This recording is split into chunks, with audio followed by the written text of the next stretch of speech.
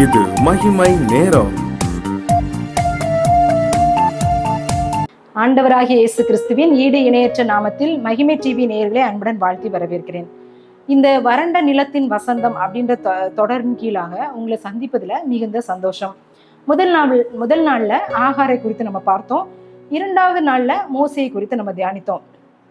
வனாந்தரம் அப்படின்றது நம்முடைய வாழ்வின் முடிவு அல்ல. நம்ம அநேக நேரங்கள்ல இந்த வாழ்வின் முடிவா இருக்குமோ அப்படின்னு சொல்லி கலங்கி கொண்டிருக்கிற இந்த சூழ்நிலையில ஆண்டவர் என்ன சொல்றாரு அப்படின்னா, இந்த வனாந்தரமான சூழ்நிலை உங்கள் வாழ்வின் புதிய தொடக்கமாய் காணப்படுகிறது. இந்த நாள்ல ஒரு நபரை குறித்து நம்ம தியானிக்க போகிறோம். அது யார் அப்படின்னா, தீர்க்கதரிசியாகிய எலியா.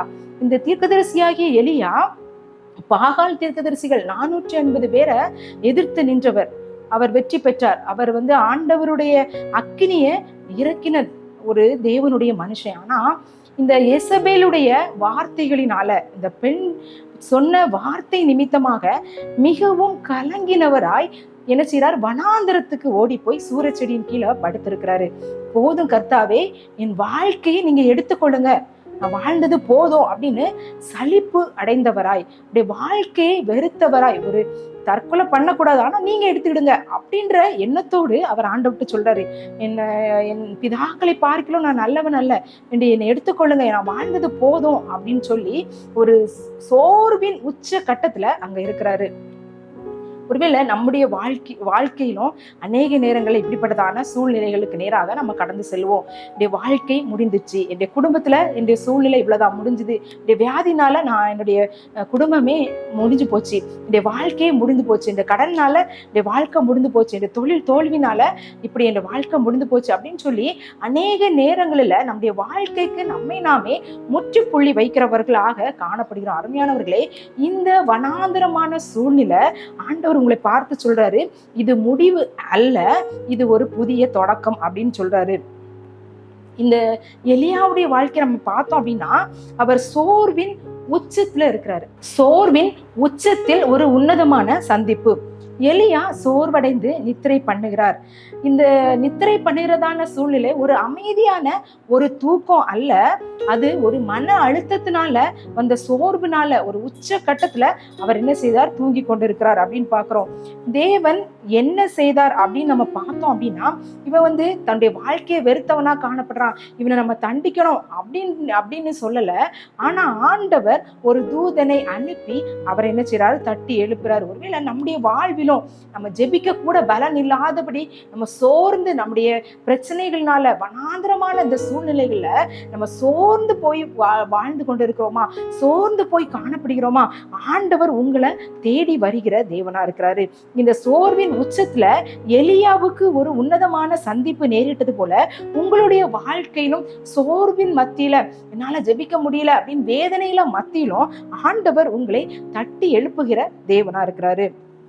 அடுத்ததாக பரலோக போஜனத்தை கொடுத்து இந்த எலியாவை பலப்படுத்தின தேவன் அப்படின்னு நம்ம பார்க்கலாம். இந்த எலியாவுக்கு அங்க போஜனம் வைக்கப்பட்டிருக்குது. சுடப்பட்ட ஒரு அப்பமும் ஒரு பாத்திரத்துல தண்ணியும் அங்க வைக்கப்பட்டிருக்கிறது. அவருக்கு கொடுத்த தேவன் அவருக்கு கொடுத்த உணவை அவர் சாப்பிட்டு அந்த பலத்தினால 40 நாள் நடந்து சென்றார் அப்படின்னு வசனம் சொல்லப்பட்டிருக்கிறது. ஒருவேளை நம்முடைய வாழ்விலும் நம்முடைய பலவீனம் சுகவீனத்தின் நிமித்தமாக இல்ல சோர்வுகளின் நிமித்தமாக நம்ம ரொம்ப சோர்ந்து போய் அவ்வளவுதான், எனக்கு பலனே இல்லை, ஆவிக்குரிய பலனும் இல்லை, இந்த சரீர பலனும் இல்லை அப்படின்னு சோர்ந்து போய் ஒருவேளை இருக்கிற சூழ்நிலையில ஆண்டவர் நமக்கு ஜீவ அப்பமாகவும் ஜீவ தண்ணீராகவும் நமக்கு இருக்கிறாரு. ஜீவ அப்பம் எதற்கு அடையாளமாய் சொல்லப்பட்டிருக்குது, இயேசு கிறிஸ்து. நம்ம இயேசு கிறிஸ்து நம்மிடத்துல நேரே அவருடைய அப்பத்தை அவருடைய சரீரத்தை பிட்டு நமக்கு கொடுத்திருக்காரு. அந்த அப்பத்தையும் தண்ணீரையும் நம்ம பருகிறவர்களாக நம்ம காணப்படும் போது நமக்கு அந்த பலன் நேரிடும். ஜீவ தண்ணீர் அவர் சொல்றார், நான் கொடுக்கும் தண்ணீரை புசிக்கிறவனுக்கு ஒரு காலம் தாகம் உண்டாது. அப்படிப்பட்ட ஜீவ தண்ணீராய் ஆண்டவர் காணப்படுகிறார். அப்போ ஆண்டவராகிய இயேசு கிறிஸ்து நம்முடைய வாழ்க்கையில நேரடியாக நமக்கு நம்முடைய வாழ்க்கையில நம்ம அவரை அனுமதிக்கும் போது, அவரை நம்ம புசிக்கும் போது, அவரை உட்கொள்ளும் போது, அவரை ருசித்து அவருடைய வாழ்க்கையில நம்முடைய வாழ்க்கையில அவரை நம்ம அனுமதிக்கும் போது நம்முடைய வாழ்க்கை பரலோக போஜன நிரப்பப்பட்டதாய் காணப்படும். அந்த பலத்தினால நம்ம இன்னும் அநேக காரியங்களை செய்கிறவர்களாக நம்ம காணப்படுவோம். அதுக்கு அடுத்ததாக ஆண்டவர் அவனுக்கு என்ன சொல்றாரு, நீ பண்ண வேண்டிய பிரயாணம் வெகு தூரம் அப்படின்னு சொல்லி ஆண்டவர் சொல்றாரு. எலியா சொல்றாரு, அவ்வளவுதான் போதும் கர்த்தாவே, என்னை எடுத்துக்கிடுங்க, என் வேலை முடிஞ்சது, அவ்வளவுதான் அப்படின்னு சொல்றாரு. ஆனா ஆண்டவர் அவனுக்கு ஒரு புதிய திட்டத்தையும் புதிய தரிசனத்தையும் அந்த வனாந்திரத்துல வைத்திருந்தாரு. அதை சொன்னாரு. என்னெல்லாம் நடந்துச்சு அதற்கப்புறம் அப்படின்னு பார்த்தா, எலியா ஆசகேல ராஜாவா அபிஷேகம் பண்ணாரு. யெகூவ ராஜாவா அபிஷேகம் பண்ண வேண்டிய வேலைலாம் அவருக்கு இருந்தது. எலியாவுடைய ஸ்தானத்துல எலிசாவை அபிஷேகம் பண்ணக்கூடிய வேலைலாம் இருந்து, இப்படிப்பட்ட வேலைகள்லாம் எலியாவுக்கு இன்னும் செய்ய வேண்டியதா இருந்தது. ஒருவேளை நம்முடைய வாழ்க்கையிலும் அவ்வளவுதான், என்னுடைய வாழ்க்கை முடிஞ்சிச்சு, என்னுடைய பிள்ளைகளுடைய காரியங்களை என்னால செய்ய முடியாது, என்னுடைய ஊழியத்துல இந்த காரியங்களை செய்ய முடியாது, என்னுடைய குடும்பத்துல இந்த காரியங்களை செய்ய முடியாது, என்னுடைய பெற்றோருக்கு இந்த கடமைகளை செய்ய முடியாது அப்படின்னு ஒருவேளை என்னோட வாழ்க்கை முடிஞ்சிடும் அப்படின்னு யாராவது இந்த செய்தி நீங்க பார்த்து கொண்டிருந்தீங்க அப்படின்னா, ஆண்டவர் உங்களை பார்த்து தைரியப்படுத்துகிற வார்த்தை அப்படி என்ன அப்படின்னா, நீங்கள் பண்ண வேண்டிய பிரயாணம் வெகு தூரம்.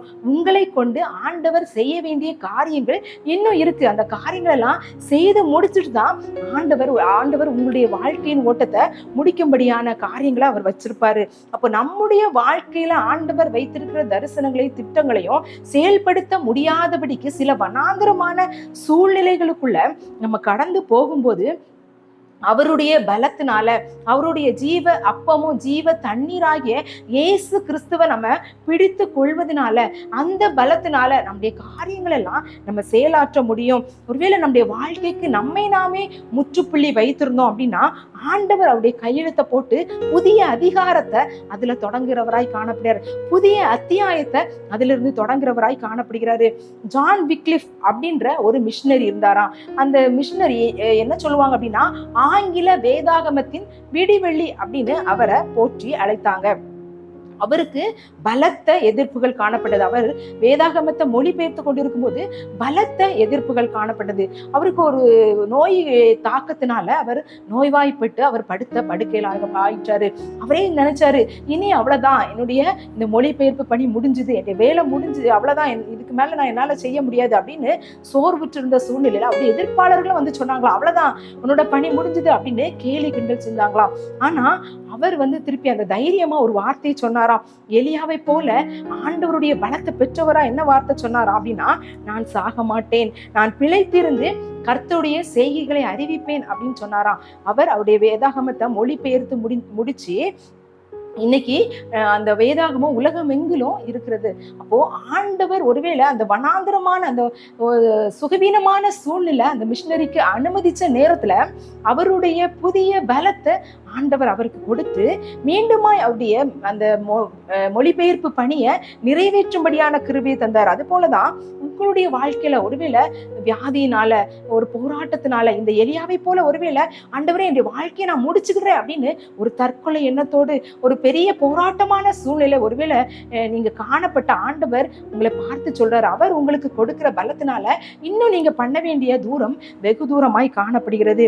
இந்த நாள்ல நம்ம ஆண்டவரத்துல கேட்கலாம், ஆண்டவரே என்னென்ன காரியங்கள்லாம் என்னுடைய வாழ்க்கையில முற்றுப்புள்ளி வச்சிருக்கேன், இனி என்னுடைய வாழ்க்கையில நடக்காது அப்படின்னு இதெல்லாம் நான் நினைச்சிருக்கேன் அப்படின்ற காரியங்களை நீங்க நினைவுபடுத்தி ஆண்டவர்கிட்ட சொல்லுங்க.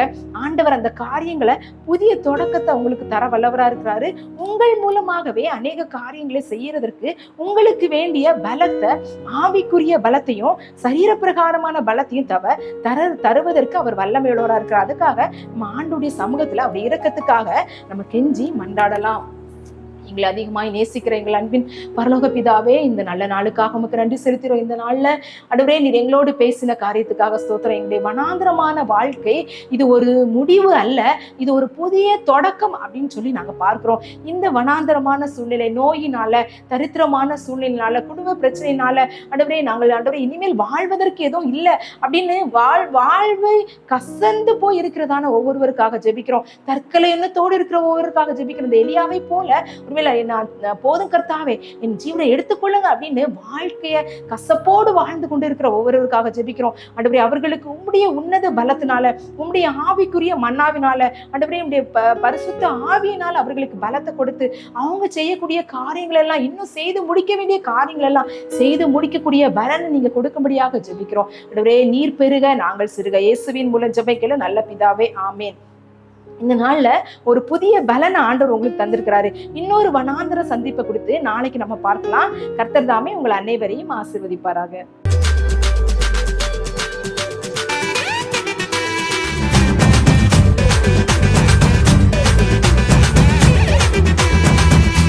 மகிமை மகிமை